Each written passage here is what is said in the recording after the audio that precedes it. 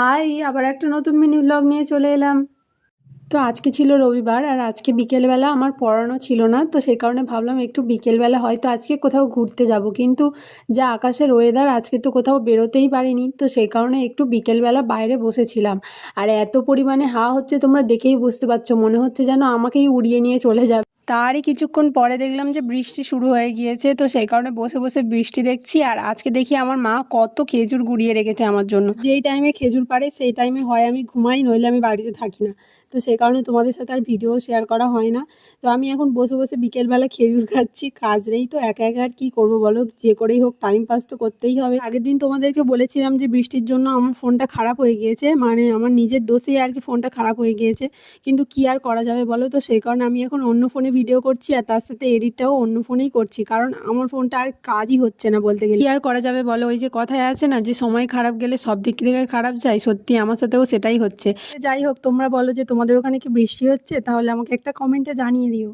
আর এই বিস্কিটটা কারা কারা চেনো অবশ্যই আমাকে একটা কমেন্টে জানিয়ে যেও তো।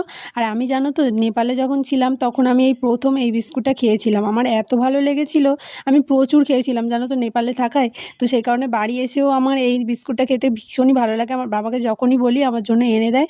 আর এই বিস্কুটটা খেতে কিন্তু ভীষণই টেস্টি, যারা যারা এখনও খাওনি একবার হলেও ট্রাই করতে পারো, আমার তো ভীষণ পছন্দ এই বিস্কুটটা।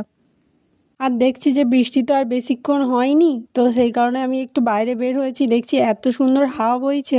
যেহেতু আমরা গ্রামের দিকটায় থাকি, তো সেই কারণে এখানে যেহেতু গাছপালা ভর্তি, তাই ওয়েদারটা আরও বেশি সুন্দর লাগে।